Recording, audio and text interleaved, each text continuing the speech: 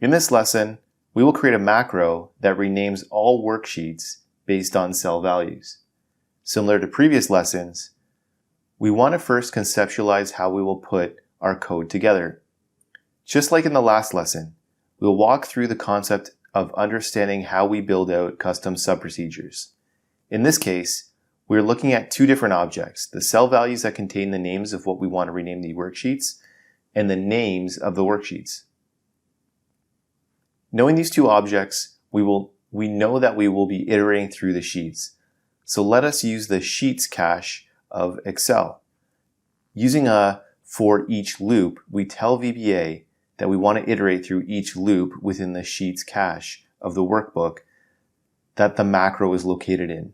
Once we have established this, we tell the loop to assign the sheet name to the range within the sheet that is assigned to cell B10.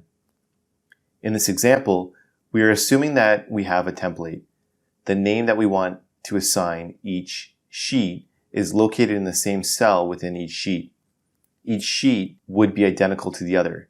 If we needed to adjust this and have our own custom names for each sheet, we could just as easily substitute an array for the name value instead of the range.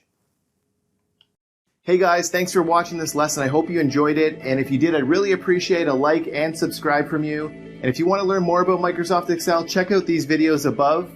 And don't forget to check out our website, commercecurve.com, where we have lots of in-depth finance and accounting courses available with full training workbooks. All of our courses come with complete workbooks of lessons, examples, pre-built financial models, and training video. Hope to see you there.